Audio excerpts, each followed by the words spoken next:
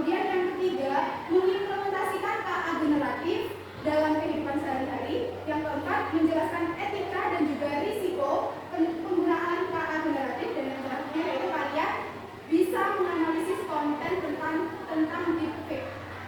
Nah, sebelumnya ada yang pernah mendengar nggak sih sebelum-sebelumnya apa itu AI atau KA? Apa? Kalian pernah menggunakan ChatGPT nggak?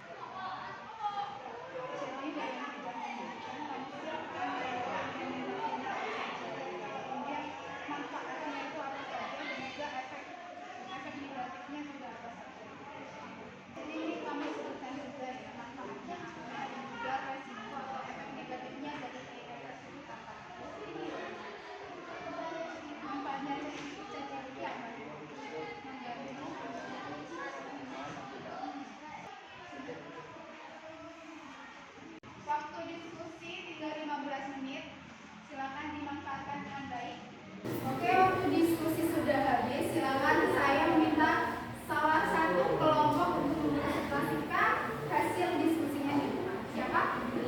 Oke, kelompoknya Ceza. Assalamualaikum warahmatullahi wabarakatuh. Waalaikumsalam warahmatullahi wabarakatuh. Perkenalkan, nama saya Muhammad Nabi Firmansyah. Perkenalkan, nama saya Enda Nayaka Asmija, bisa dibilang Enda. Perkenalkan, nama saya Sultan Farhan Al-Faruq, bisa dipanggil Sandra. Kami akan mengimplementasikan KA generatif dalam kehidupan sehari-hari. Satu, dalam bidang pendidikan. Contoh implementasi generatifnya adalah ChatGPT untuk membuat rangkuman aplikasi Google. Perannya adalah membantu memahami materi dan mempercepat belajar. Risiko dan efek negatifnya adalah bisa menimbulkan plagiarisme ataupun ketergantungan. Contoh implementasi keagregatif dalam bidang seni. AI akan menunjukkan gambar, AI dan membuat musik. Manfaat dalam bidang seni membantu menciptakan karya seni baru dan eksplorasi kreatif. Resiko atau efek negatif dalam bidang seni, habitat tidak jelas dan karya kurang orisinal. Selanjutnya di bidang hiburan, sebutkan contoh implementasi manfaat sama risiko. Contoh implementasi KA generatif. Hiburan game dengan karakter AI film menggunakan deepfake. Manfaat memberikan pengalaman hiburan lebih realistis. Risiko dan efek negatif, deepfake bisa disalahgunakan untuk hoax atau penipuan. Contoh implementasi KA generatif dalam bidang bisnis adalah desain produk dengan AI dan optimalisasi iklan. Manfaatnya adalah meningkatkan efisiensi kerja, hemat waktu dan biaya. Risiko atau efek negatifnya adalah bisa menghasilkan konten menyesatkan. Contoh implementasi KA generatif dalam kehidupan sehari-hari. Asisten virtual seperti Google Asisten dan Siri, aplikasi resep atau video. Manfaat dalam kehidupan sehari-hari membuat pembinaan saya lebih mudah. Resiko atau efek negatif, data pribadi bisa bocor, privasi terancam. Satu, jika siswa menggunakan ChatGPT untuk membuat tugas sekolah tanpa belajar apakah itu etis? Mengapa tidak etis? Karena siswa tidak berusaha sendiri. Jadi sebaiknya digunakan untuk membantu, bukan menggantikan belajar. Nomor 2, bagaimana cara membedakan penggunaan KA generatif yang bermanfaat dan yang merugikan? Yang bermanfaat adalah digunakan untuk ide, inspirasi atau mempermudah pekerjaan. Yang merugikan adalah digunakan untuk mengganggu, memprotek, menimbulkan hoax atau merugikan orang lain. Nomor 3, bagaimana cara melindungi diri dari konten deepfake atau informasi palsu yang dibuat oleh AI? Dengan berpikir kritis, memverifikasi sumber informasi, dan tidak langsung percaya pada konten di internet, serta melakukan konten yang mencurigakan. Nomor 4, apa langkah yang bisa dilakukan sekolah atau bisa menggunakan KA generatif saat bijak? Memberikan edukasi etika digital, membuat aturan penggunaan AI, melatih siswa berpikir kritis dan menekankan pentingnya belajar mandiri. Sekian dari kelompok kami. Assalamualaikum warahmatullahi wabarakatuh. Waalaikumsalam warahmatullahi wabarakatuh. Setuju semua ya sama hasil diskusi yang sudah disampaikan oleh kelompok 1? Ya. Oke, silakan kelompok 1 bisa kembali. Tepuk tangan untuk kelompok 1. Sudah tahu kan tadi implementasi di dalam berbagai bidang dan juga manfaat dan juga risikonya. Sudah paham ya? Jadi kalian dituntut untuk memiliki etika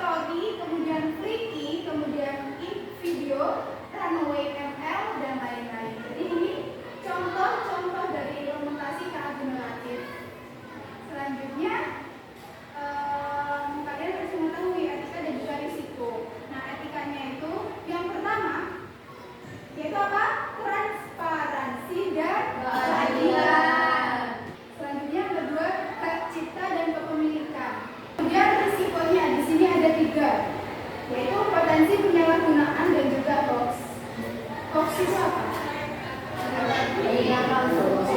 Informasi palsu, informasi yang belum tentu benar. Jadi kalian harus pintar-pintar dalam memilih atau menyaring informasi. Jangan semuanya dilahap, jangan semuanya kalian terima dengan baik. Kemudian yang kedua, bias dalam data dan hasil. Dan yang terakhir yaitu pelanggaran privasi dan keamanan data.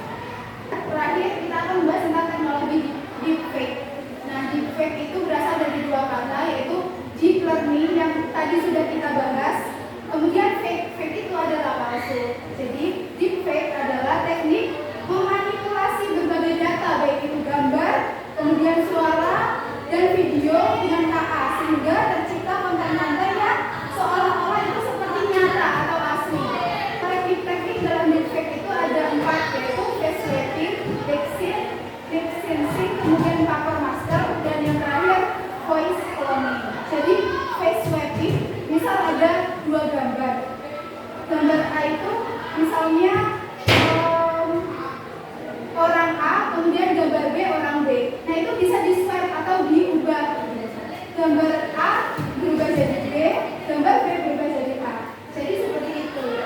Terakhir, kalian harus bisa cara-cara dalam mendeteksi deepfake secara manual. Yaitu apa saja, coba sebutkan. Dari ya. Kemudian yang kedua, observasi kacamata, analisis rambut di wajah, perhatikan kedipan, analisis ukuran dan warna bibir. Nah, ini merupakan beberapa contoh cara mendeteksi itu gambar AI atau bukan. Bisa dipahami ya? Bisa. Jadi sekarang kita akan mengetes pengetahuan kalian. Kira-kira ini gambar real or fake? AI atau asli? Karena apa ciri-cirinya? Oke, kita cek ya, real. Nah, betul. Real, this is real image. Jadi ini real. Jadi kurang lebih kalian sudah bisa memahami ya, mana yang real, mana yang fake. Deepfake adalah teknologi berbasis KA yang dapat memanipulasi gambar, suara, atau video untuk membuat konten yang tampak nyata. Nah, tantangan utama dalam mendeteksi deepfake itu apa? Ya, ini ya, deepfake menggunakan KA canggih yang dapat meniru ekspresi wajah manusia secara realistis. Oke. Sekian pembelajaran KKH pada siang hari ini. Semoga bermanfaat. Dan sebelum kita tutup, kita simpulkan yuk, kita tadi sudah belajar apa saja sih? Konsep dasar dari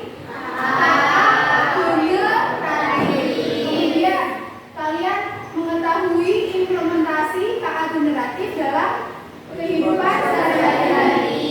Kemudian yang terakhir tadi tentang bisa menganalisis deepfake. Baik, untuk pembelajaran selanjutnya dipersiapkan ya di bukunya masing-masing. Ya. Sekian dari saya, kurang lebihnya mohon maaf. Saya meminta ketua kelas untuk memimpin doa pulang. Silakan. Yang keempat, ketua